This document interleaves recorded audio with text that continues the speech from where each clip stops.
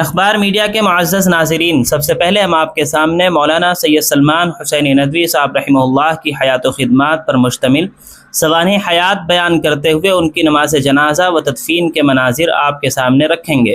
اس کے بعد بتائیں گے کہ حضرت مفتی شمائل احمد عبداللہ ندوی صاحب دامت برکاتہم العالیہ نے اپنے استاذ محترم سلمان ندوی صاحب کے متعلق افراط و تفریط سے پاک کیا تحریری بیان دیا ہے۔ ناظرین، درخواست ہے کہ ویڈیو کے آخر تک بنے رہیں۔ سید سلمان حسینی ندوی ہندوستان کے معروف اسلامی اسکالر، مقرر، مصنف اور عربی و اردو کے ادیب تھے۔ ان کا تعلق علمی و دینی خاندان سے ہے اور وہ ندوۃ العلماء کے ممتاز علماء میں شمار کیا جاتے رہے ہیں۔ ولادت و تعلیم: پیدائش سن 1954 عیسوی، لکھنؤ۔ ابتدائی تعلیم ندوۃ العلماء لکھنؤ۔ اعلیٰ تعلیم عربی، اسلامیات، حدیث، فقہ، تاریخ اور ادب میں تخصص۔ وہ طویل عرصے تک ندوۃ العلماء میں تدریس اور علمی خدمات انجام دیتے رہے۔ علمی خدمات: عربی اور اردو میں متعدد کتابوں کے مصنف، سیرت نبوی، تاریخ اسلام، بین الاقوامی اسلامی تعلقات اور دعوتی موضوعات پر خطابات، مختلف اسلامی کانفرنسوں میں ہندوستان کی نمائندگی، کئی علمی و تحقیقی اداروں سے وابستگی۔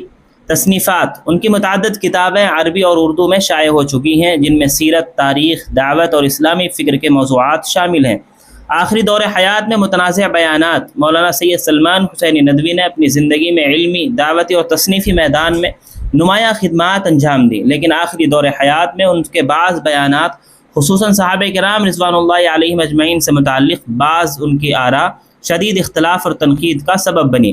اہل سنت والجماعت کے متعدد علماء نے ان کے بعض خطابات و بیانات پر اعتراض کرتے ہوئے کہا کہ حضرت امیر معاویہ رضی اللہ عنہ سمیت تمام صحابہ کرام کا ادب و احترام ایمان کا تقاضا ہے، لہذا ان کے بارے میں ایسا انداز اختیار کرنا مناسب نہیں جو تنقیص یا بے ادبی کا شبہ پیدا کرے۔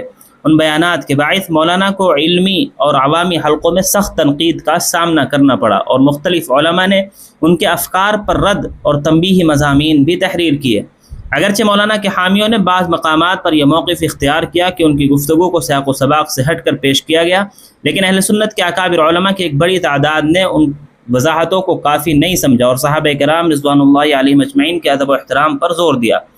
اس طرح مولانا سید سلمان حسینی ندوی کی زندگی کا آخری دور ان کی علمی خدمات کے ساتھ ساتھ ان کے متنازع بیانات کی وجہ سے بھی انہیں یاد کیا جاتا ہے۔